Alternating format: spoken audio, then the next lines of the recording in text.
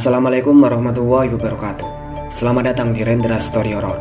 Di sini kami akan menyajikan cerita-cerita horor yang menarik dan penuh misteri. Setiap kisah yang kami bagikan diambil dari sebuah sumber yang terpercaya, dengan harapan bisa memberikan pengalaman yang mendebarkan bagi teman-teman semua. Jadi duduk santai, siapkan diri kalian, dan mari kita mulai petualangan menyeramkan ini. Dukun Sakti Sudiro. Siang yang bersemut mendung hitam itu rupanya adalah hari yang ditunggu-tunggu oleh Sudiro. Sudah 2 tahun lamanya ia menantikan hari di mana ada seseorang yang akan menempati sebuah lubang sedalam 1 meter lebih dengan lebar setengah meter serta memiliki panjang dengan ukuran 2 meter. Hari yang sangat ditunggunya adalah hari sakral yang menjadi syarat wajib Sudiro mengambil sesuatu dari liang lahat tersebut.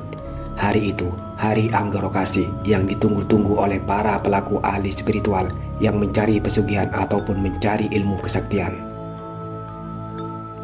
Senyum Sudiro pun mengambang tak kalah berpapasan dengan rombongan pengantar jenazah di sebuah desa yang akan menuju ke pemakaman desa daerah setempat. Hati Sudiro semakin sumringah ketika dia mencium aroma harum dari dalam bandoso yang dipikul oleh 4 orang yang berjalan beriringan di bagian tengah rombak tersebut.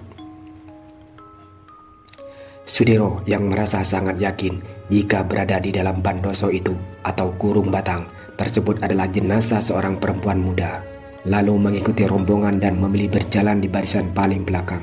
Sebuah pohon beringin besar yang terlihat berdiri gagah dan memiliki aura hitam pun terlihat dari kejauhan.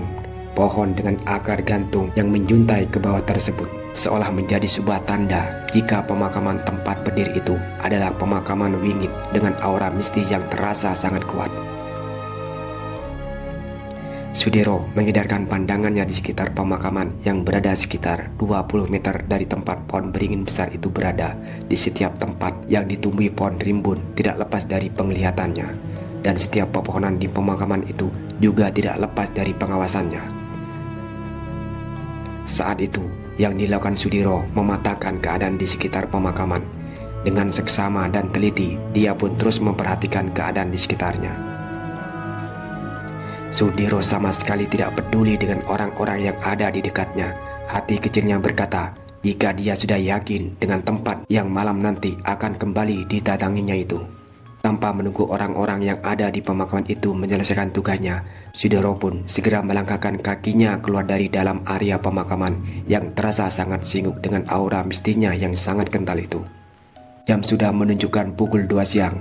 Saat itu, gerimis pun mulai turun, mengiringi langkah kaki Sudiro yang terlihat sangat tergesa-gesa menuju ke rumahnya yang berada di tengah bukit dan jauh dari pemukiman warga desa di daerah tempat tinggalnya tersebut. Sejak seluruh keluarganya meninggal dunia dengan cara yang tidak wajar, Sudiro pun memilih meninggalkan rumah utama keluarganya lalu meminta tolong kepada Pak Dijoko untuk membuatkan rumah di tengah bukit yang sudah ditempatinya selama kurang lebih dari 5 tahun itu. Sudiro yang sangat tergesa-gesa itu rupanya merasakan ada energi hitam yang sedang mengikutinya dari jarak 10 meter. Dia pun mulai mengumpat di dalam hati karena tahu jika ada orang selain dia yang sedang mengincar sesuatu yang ada di pemakaman desa sebelah tadi. Aku harus menghabisi cecunguk ini sebelum aku sampai di rumahku, bisik Sudiro dalam hatinya. Sudiro pun merogoh saku celananya dan mengambil kain putih yang menjadi bungkus dari benda yang akan dijadikannya senjata tersebut. Setelah memegang benda kecil yang tajam itu, Sudiro pun langsung merapal mantra dalam hatinya, dan setelah itu segera melemparkan beberapa jarum berkarat dengan ajian Sindung Geni yang mengantar jarum berkarat kepada sosok yang sedang mengikutinya itu. Berhasil melumpuhkan makhluk gaib peliharaan seseorang yang ingin tahu lebih banyak tentang sosok Sudiro. Tapi Sudiro tidak mau ambil pusing dan segera memberi tanda jika dia bukanlah orang biasa yang dapat diperlakukan seenaknya. Diketahui jika sosok gaib yang mengikutinya itu telah musnah, Sudiro pun langsung kembali melanjutkan perjalanannya dengan sedikit berlari kecil melewati jalan setapak menuju tengah bukit tempat rumah kecilnya berada. Sesampainya di sebuah rumah kecil di tengah bukit yang sudah ditempatinya sejak 5 tahun lalu, segera pusaka utamanya yang berbentuk cincin dengan batu hitam yang berjuluk Gali Jagat. Gali Jagat adalah pemberian gurunya sewaktu Sudiro belajar ilmu kejawen untuk pertama kalinya. Sedikit kilas balik tentang Sudiro. Sudiro, anak ketiga dari 4 bersaudara itu, memang sudah mengabdikan hidupnya untuk sebuah pembalasan.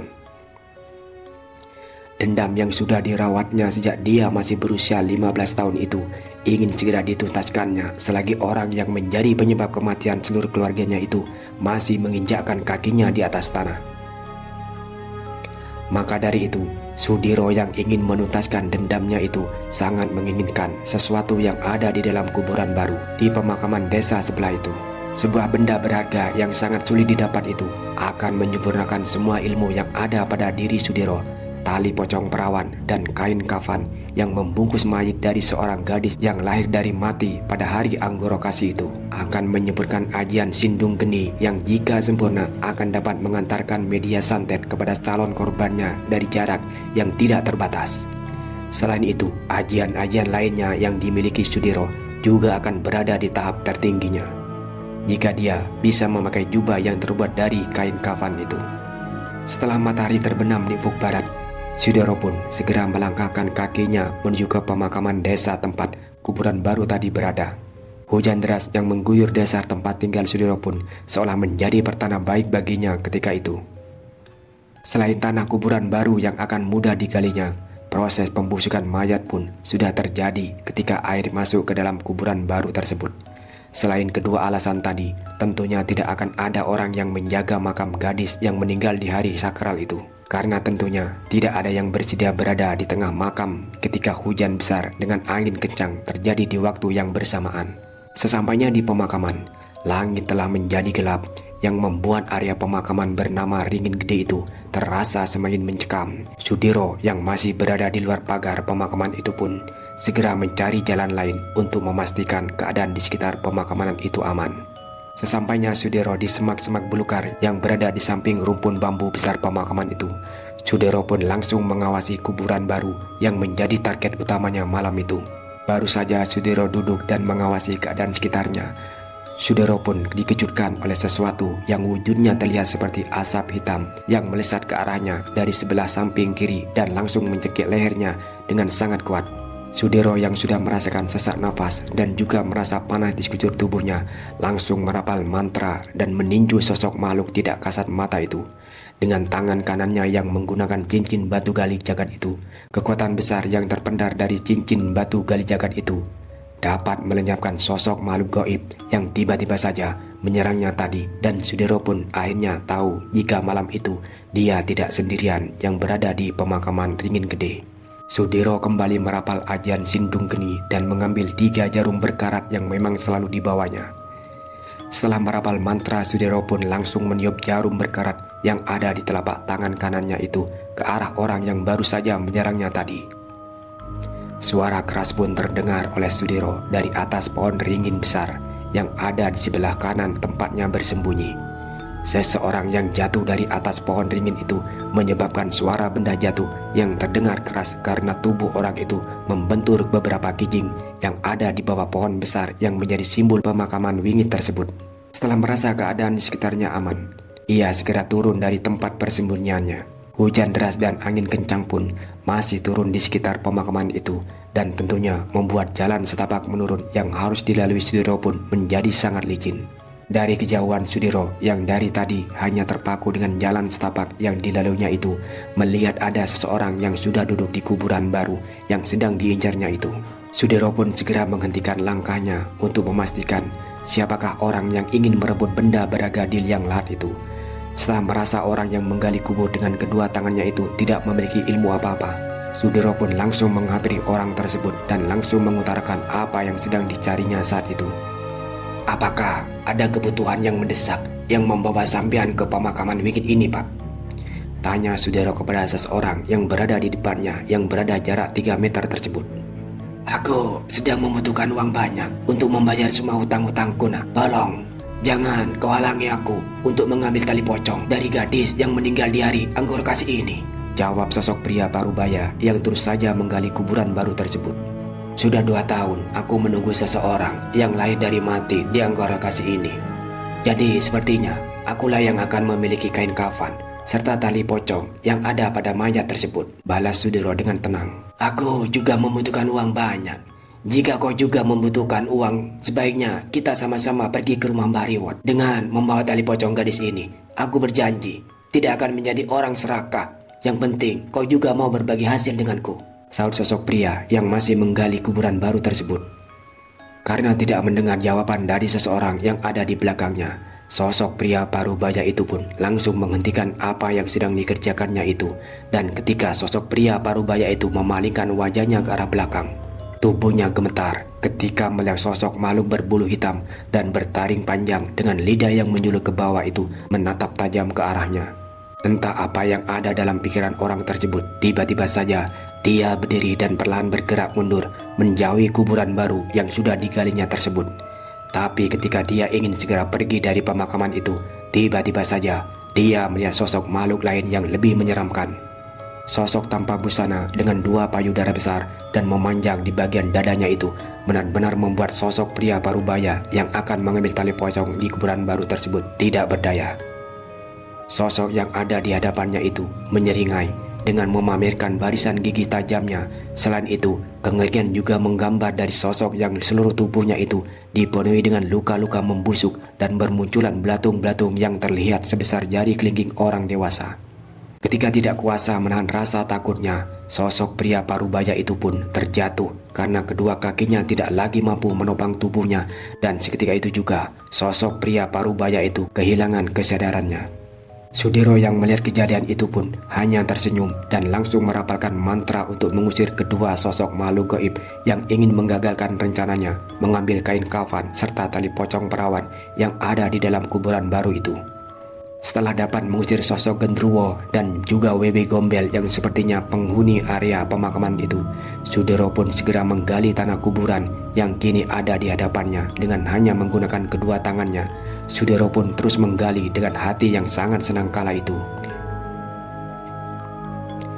Setelah beberapa jam berlalu, Sudiro pun sudah berhasil membuka papan penutup yang berada di bagian bawah tanah. Dan setelah itu, Sudiro pun dapat melihat sosok pocong yang berwajah gadis muda yang terlihat masih utuh.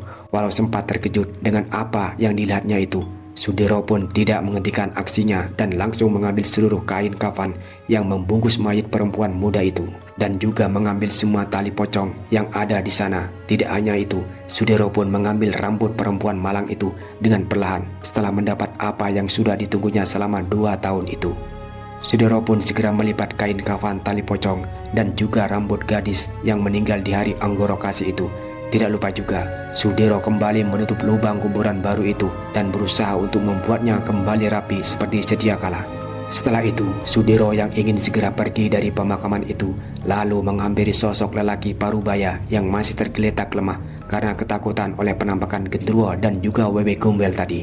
Sudiro yang tidak tega meninggalkan orang tersebut sendirian lalu membangunkannya dan memintanya untuk pergi dari area pemakaman sebelum ada orang yang mengetahui keberadaan mereka.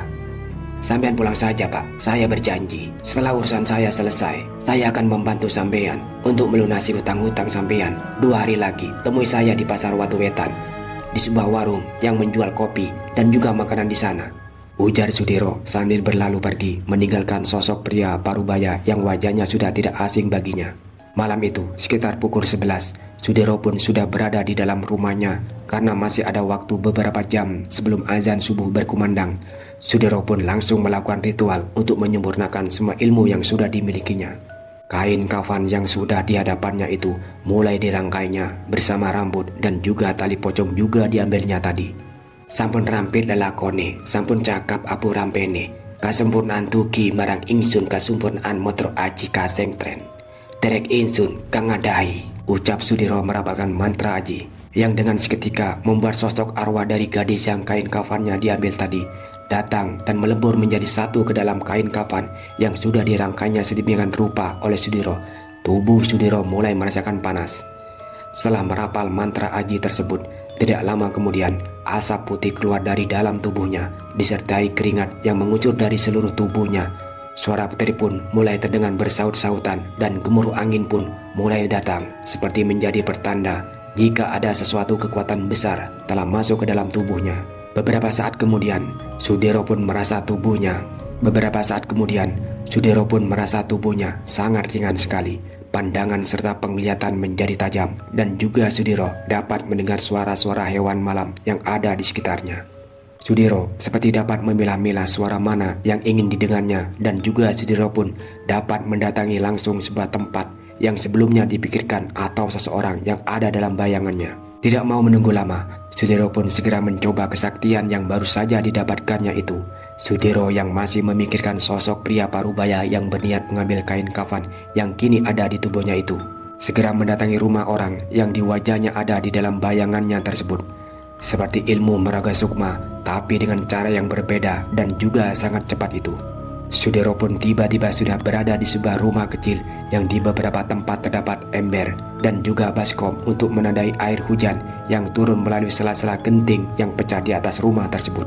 Sudiro melihat sosok pria parubaya yang tadi ditemuinya di pemakaman sudah duduk terdiam di kursi kayu yang ada di ruang tamu rumahnya. Sosok pria bernama Legnardi itu terlihat diam dan sedang memikirkan sesuatu. Sudah, tidak usah dipikirkan, Lek. 2 hari lagi, datanglah ke pasar Watu Wetan. Aku akan mengusahakan uang yang kau butuhkan saat ini. Jika orang itu datang menagihmu, esok hari katakan, jika 2 hari lagi, kau akan melunasi semua hutangmu. Ujar suara Sudiro yang mengagetkan Legnardi saat itu. Legnardi yang merasa ketakutan pun hanya diam terpaku sambil mencari sosok yang tadi berbicara kepadanya itu. Setelah memastikan bahwa tidak terjadi apa-apa dengan Legnardi, Sudiro pun langsung kembali pulang ke tubuhnya dan hanya dalam hitungan detik, Sudiro pun kembali tersadar dan langsung menyelesaikan penutup dari ritual yang sedang dilakukannya itu. Setelah hari berganti dan malam kembali datang menyapa, Sudiro pun sudah duduk di ruangan tempatnya biasa melakukan ritual hari itu, tepatnya malam hari Kamis Legi. Sudiro bertekad menuntaskan dendamnya kepada dukun sakti yang telah membunuh seluruh keluarganya. Dukun sakti yang diminta oleh seseorang untuk membunuh seluruh keluarga Sudiro, yang saat itu ayah dari Sudiro menjadi saingan dari orang tersebut dalam perebutan sebuah wilayah subur yang ada di desanya kala itu. Ayah Sudiro yang mengaku sebagai pewaris tunggal dari sebuah tanah luas yang sangat subur itu harus meregang nyawa bersama istri dan ketiga anaknya telah memakan makanan pemberian dari saudara sepupunya. Beruntungnya Sudiro tidak ikut memakan makanan yang terlihat sangat lezat itu, karena Sudiro sedang berada di rumah Pak Dicipto saat itu. Dengan persiapan matang, Sudiro pun segera membayangkan sosok dukun yang memang sudah diketahui sejak lama. Sosok dukun tersebut pernah beberapa kali ditemui oleh Sudiro ketika masih tinggal di rumah keluarganya. Sejak mengetahui bahwa sosok dukun itu adalah sosok yang telah menghabisi keluarganya, Sudiro pun langsung mencari seseorang guru yang memiliki kemampuan ilmu tinggi. Setelah beberapa kali membaca mantra aji, sukma Sudiro pun melesat dan dengan seketika sampai di sebuah rumah tua dengan dinding yang sebagiannya masih terbuat dari bilik dan papan kayu rumah tua yang terlihat rapuh itu. Bukanlah rumah tua sembarangan, pagar gaib yang membentengi rumah tersebut ada beberapa lapis dan terdiri dari 4 elemen dasar yang menjadi kekuatannya. Air, api, angin, dan tanah adalah kekuatan yang ada di tempat penjuru rumah tersebut. Selain itu, ada juga 2 sosok makhluk lain yang berwujud buto hitam yang masing-masing bersenjatakan palu gada. Karena Sudiro menginginkan pertemuan senyap dan juga tidak terdeteksi, akhirnya Sudiro menjauh terlebih dahulu dari sekitar rumah dukun sakti tersebut. Dan setelah berada di jarak yang aman, Sudiro pun mengambil selusin jarum berkarat yang langsung dilesatkan ke arah 2 sosok buto yang berjaga di luar pagar gaib rumah dukun tersebut. Tanpa dapat melakukan perlawanan, kedua buto penjaga itu langsung tumbang seketika oleh jarum berkarat yang dilesatkan menggunakan ajian Sindung Geni yang selama ini memang menjadi ajian andalan dari Sudiro. Setelah kedua buto penjaga itu lenyap, Sudiro pun segera mendatangi sumber energi dari masing-masing sudut rumah tersebut. Dan dengan kekuatan yang kini dimiliki Sudiro pun dengan mudah dapat meredam dan menarik pusaka yang ditanam di setiap sudut rumah itu, karena sudah tidak ada lagi yang menghalanginya. Sudiro pun langsung melesat masuk ke rumah yang hanya ditempati dukun sakti itu seorang diri. Dan yang membuat Sudiro terkejut adalah ketika Sudiro melihat 3 sosok orang tua berbaju hitam sudah berdiri menunggunya di dalam rumah tersebut. Ilmu yang kau miliki belum seberapa, anak muda, tapi pikiranmu tentang dendam yang terus kau pelihara itu menjadikanmu lebih kuat sedikit daripada ilmu yang kau miliki itu, ujar sosok lelaki tua yang berdiri di bagian tengah itu. Kau pikir dengan ajian yang sering digunakan anak-anak untuk menakut-nakuti orang itu akan membuatku mundur, Seronggot? Balas Sudiro kepada sosok lelaki tua yang memang memiliki nama Basronggot. Kau sudah menyanyiakan hidupmu, bocah. Dan sekarang bersiaplah untuk bertemu keluargamu yang sudah lebih dulu pergi ke alam baka. Saud Basronggot yang seketika wajahnya terlihat memerah saat itu. Pertempuran gaib antara Sudiro dengan sosok Basronggot pun pecah. Jual beli serangan pun semakin sengit dan masing-masing mencari kelemahan lawan mereka.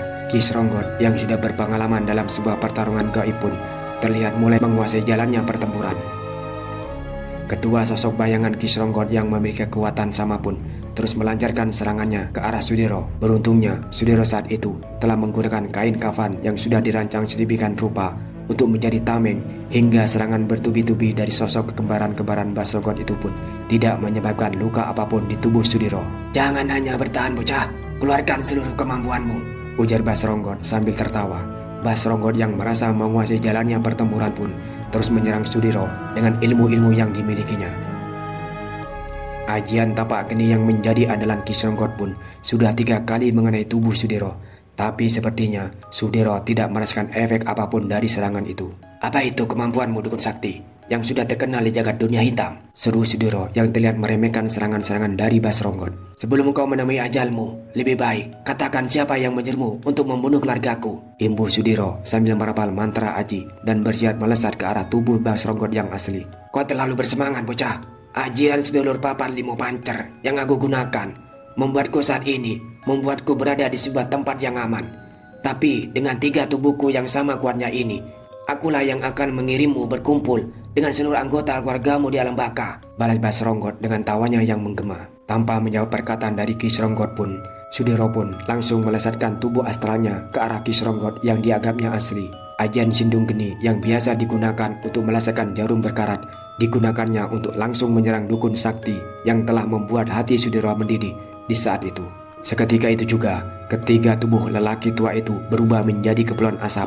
Suara tawa pun menggema. Saat itu sepertinya memang benar, sosok asli Basronggot tidak berada di rumah itu, dan sosok yang dihadapi Sudiro adalah sosok kembaran yang dibuat melalui ajian-ajian ilmu tertentu. Karena merasa sangat kesal, Sudiro pun akhirnya merampas semua benda antik yang ada di dalam rumah Basronggot. Ada beberapa keping logam emas pun tidak luput dari pencarian Sudiro di rumah Basronggot kala itu. Setelah berhasil membawa semua barang berharga dari rumah tersebut, Sudiro pun melepas ajian jagat geni ke arah rumah Basronggot, rumah tua itu. Rumah tua itu pun langsung terbakar ketika ajian yang dilepaskan Sudiro itu melesat ke arah rumah tua itu. Keesokan harinya, Sudiro pun pergi ke pasar Watu Wetan untuk menemui Lek Nardi.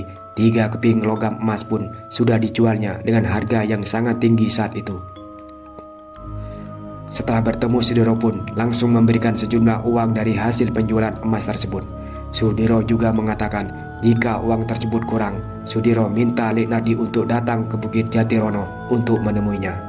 Setelah menyerahkan sejumlah uang yang cukup banyak itu, Sudiro pun segera pergi meninggalkan warung tempat Lek Nardi berada. Sementara itu, Lek Nardi hanya diam terpaku memandang uang yang sebenarnya cukup, bahkan lebih untuk melunasi semua hutang-hutangnya. Setelah menyerahkan uang itu, Sudiro pun melanjutkan langkahnya menuju ke rumah Pak D. Cipto hari itu. Sudiro kembali menanyakan tentang siapa sosok yang membunuh keluarganya melalui santet yang dikirimkan dukun sakti bernama Basronggot itu. "Semalam, saya sudah menemui Basronggot secara langsung, Pak D," ujar Sudiro, yang membuat Pak D. Cipto sedikit terkejut. "Apa kamu sudah berhasil mengalahkannya, Le?" tanya Pak D. Cipto dengan wajah yang terlihat sangat serius waktu itu. "Belum, Pak D. Dukun itu memang memiliki ilmu tinggi. Dia dapat dengan mudah memperdaya saya dengan ilmu sedulur papan limo pancer yang sangat sempurna itu. Saya belum berhasil membunuhnya, tapi saya mengambil harta yang ada di rumah tua miliknya itu," imbuh Sudiro sambil menyerahkan sisa uang yang didapatnya tadi. "Kau harus membunuhnya, Le. Jika tidak, dia akan meminta bantuan pada adik seperguruannya yang terkenal memiliki kesaktian tinggi itu," ujar Pak D. Cipto menjelaskan. "Kemampuan saya saat ini cukup membinasakan 2 dukun itu sekaligus, Pak D," balas Sudiro yang membuat Pak D. Cipto tercengang. "Kenapa kau malah mengincar dukun itu, Le? Bukannya dengan kesaktian yang kau miliki saat ini, kamu dapat membalaskan dendammu kepada orang yang telah merampas harta kedua orang tuamu itu?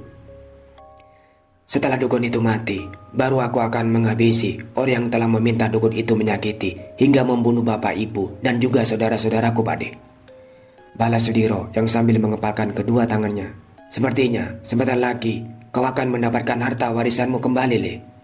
Setelah berpamitan dengan Pak D Cipto, Sudiro pun segera kembali ke rumahnya yang berada di tengah Bukit Jatirono. Setelah sampai di halaman rumahnya, Sudiro dikejutkan oleh kedatangan Lek Nardi, yang entah mengapa bisa masuk melewati pagar gaib yang telah dipasang Sudiro.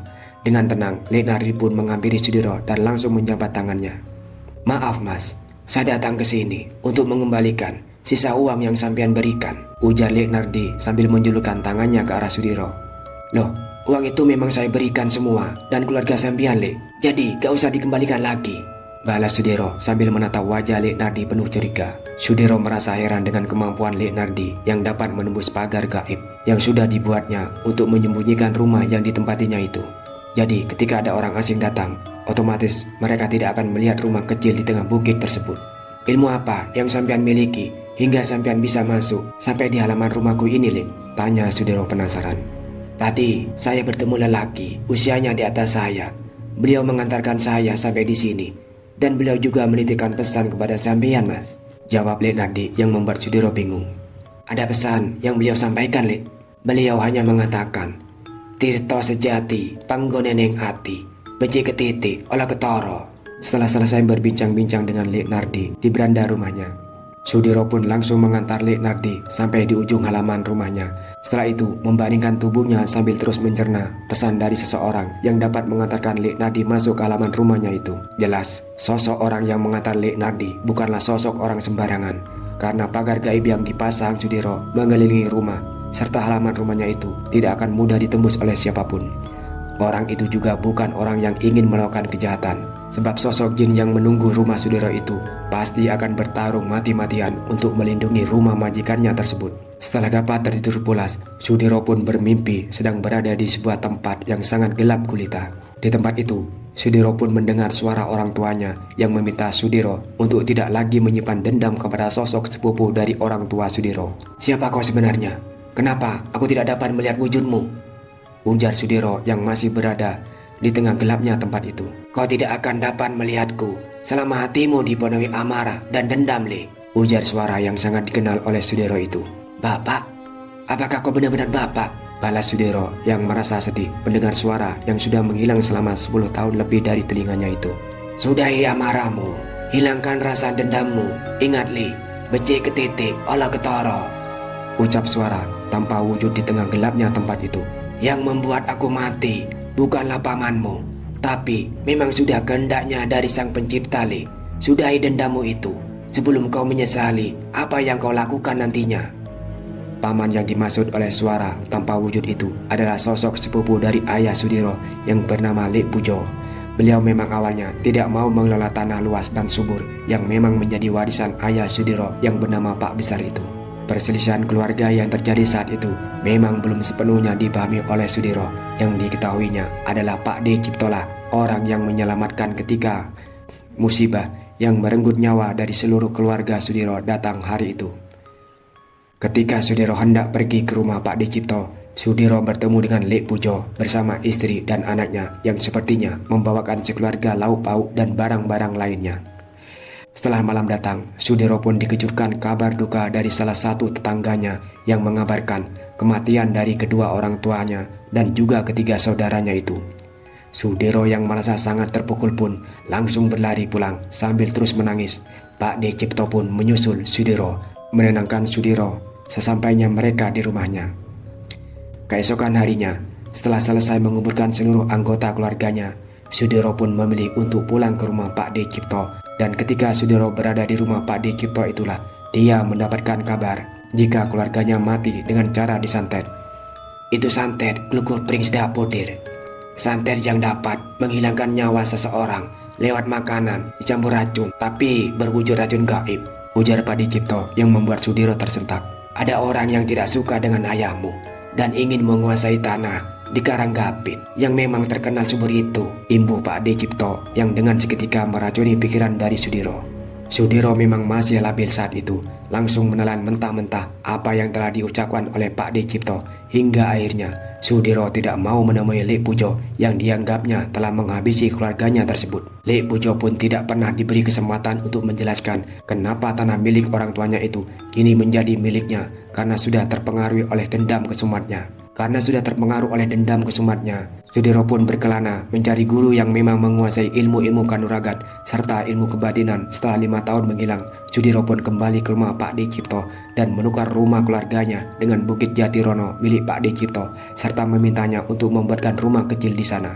Mendengar hal itu, Pak D. Cipto pun langsung menyetujui permintaan dari keponakannya tersebut. Karena pada dasarnya, Bukit Jatirono adalah sebuah bukit wingit yang tidak ada harganya bagi Pak D. Cipto. Selama 5 tahun menempati rumah di tengah bukit itu, Sudiro pun terus mengasah kemampuannya dalam hal supranatural dengan dilandasi oleh dendam yang kuat. Sudiro pun akhirnya memiliki ilmu tinggi dan mampu mendudukan jin yang menguasai Bukit Jatirono yang saat ini menjadi penjaga rumah yang ditempatinya itu. Sudiro pun terbangun dari tidurnya ketika mendengar suara dentuman dari arah atap rumahnya.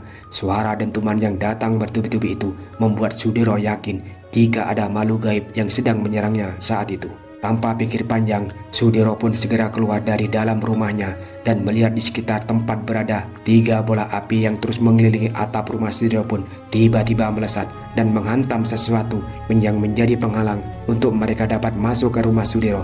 Sosok bola api yang dikenal dengan sebutan Banaspati itu terus menyerang pagar gaib yang telah dipasang Sudiro. Bersamaan dengan itu, energi besar pun datang menembus pagar gaib yang melindungi sekitar rumah Sudiro. Dan ketika pagar gaib itu runtuh, sosok Basronggot pun muncul dengan 3 banaspati yang ternyata memang menjadi peliharanya itu. "Kembalikan semua barang yang kau curi dari rumahku, bocah sialan," ujar Basronggot dengan wajah kesal. "Ambil sendiri jika kau mampu dukun sialan," balas Sudiro sambil melesatkan jarum-jarum berkarat ke arah Basronggot dan 3 makhluk peliharaannya. Basronggot yang telah mengetahui jurus andalan dari Sudiro pun telah mempersiapkan perisai gaib yang mampu menangkal serangan berkecepatan tinggi dan berkekuatan besar tersebut. Tapi tidak bagi sosok Banaspati yang ada di belakangnya. Ketiganya langsung berubah menjadi kepulan asap setelah jarum berkarat yang dipadukan dengan ajian Sindung Geni itu mengenai tubuh mereka. Basronggot yang sudah merasa sangat marah pun mulai merapal mantra untuk menyerang Sudiro. Tapi Basronggot lupa jika dia sedang berada di daerah yang sudah dipenuhi oleh ranjau gaib. Tubuh Basronggot pun mulai gemetar dan dari mulutnya mulai mengeluarkan darah saat itu. Rasa sakit pun mulai terlihat dari wajah Basronggot. Terasa Basronggot yang tubuhnya menjadi kaku dan tidak dapat digerakkan. "Aku memang hanya memiliki satu ajian untuk menyerang, tapi aku memiliki pukulan jebakan gaib yang tidak kau kira sebelumnya, dukun sialan," ujar Sudiro yang mulai memasang kuda-kudanya untuk menyerang kembali ke tubuh Basronggot yang telah mematung itu. "Jika kau membunuhku, kau tidak akan tahu rahasia besar yang selama ini terjadi pada hidup. Kau juga tidak akan tahu siapa yang sebenarnya pembunuh keluargamu," balas Basronggot yang masih tertawa walau rasa sakit telah menusuk ke dalam setiap bagian tubuhnya. "Kau tidak akan aku buat mati dengan mudah, Mbak. Kau akan berdiri di situ merasakan sakit yang sama selama 40 hari. Kau telah meremehkan seseorang yang mana kesombongan itu akan membunuh dirimu sendiri," ujar Sudiro dengan suara datar. "Kalau kau mau mengatakan siapa dalang dari kematian keluargaku, aku akan membiarkanmu hidup. Walau aku harus memusnahkan semua ilmu yang kau miliki. Oh iya, ajian yang sedang menyerangmu itu bernama Sindung Tirta. Tidak terlihat, tapi sangat mematikan," imbus Sudiro yang langsung meninggalkan Basronggot masuk ke dalam rumahnya. "Lepaskan aku, Diro. Ampuni aku. Aku akan mengatakan siapa dalang yang merencanakan kematian keluargamu itu," seru Basronggot yang membuat langkah Sudiro tertahan. "Baiklah, katakan siapa yang merencanakan itu semua," ujar Sudiro yang langsung berjalan menghampiri tubuh Basronggot yang sudah tidak berdaya itu. "Cipto, dialah yang merencanakan semuanya dan dialah yang menginginkan tanah warisan milik ayahmu itu," seru Basronggot sambil menangis terharu bagai tersambar petir. Sudiro pun merasa sangat terkejut dengan apa yang diucapkan oleh Basronggot. Tanpa berkata-kata lagi, Sudiro pun melepaskan ajian Sindung Tirta yang mengunci aliran darah serta gerak tubuh Basronggot. Dan setelah itu, Sudiro pun langsung mengajak Basronggot menemui Pak D. Cipto untuk mengatakan apa yang sebenarnya terjadi dengan keluarga mereka. "Kau tidak perlu membawaku ke rumah Cipto, karena aku telah menghabisi nyawanya sebelum aku menemuimu," ujar Basronggot yang membuat Sudiro tidak dapat menahan amarahnya. "Kalau begitu, aku akan membawamu ke Luang Damar. Sepertinya di sana adalah tempat terbaik bagimu menghabiskan sisa hidupmu," balas Sudiro yang langsung membawa tubuh lemah Basronggot ke tempat yang dimaksud. Tubuh lemah Basronggot pun diletakkan di tepian jurang dengan bebatuan tajam di bawahnya. Setelah selesai berapal mantra, Sudiro pun meninggalkan tubuh Basronggot yang kembali merasa kesakitan. "Dalam 40 hari ke depan, kau akan mati dengan rasa sakit yang sama setiap harinya. Tapi, jika kau ingin mempercepat kematianmu, kau harus berusaha membawa tubuhmu ke arah depan dan akhiri hidupmu ke dalam jurang dalam itu, ujar Sudiro yang langsung bergegas pergi dan membuat Basronggot menangis meratapi nasibnya itu. Terima kasih telah menonton cerita horor di Rendra Story Horror. Semoga teman-teman menikmati kisah yang kami sajikan. Jangan lupa untuk like, komen, dan subscribe agar kalian tidak ketinggalan cerita-cerita horor menarik lainnya. Sampai jumpa di video berikutnya, dan selalu ingat, di balik setiap cerita ada misteri yang menanti untuk diungkap. Wassalamualaikum warahmatullahi wabarakatuh.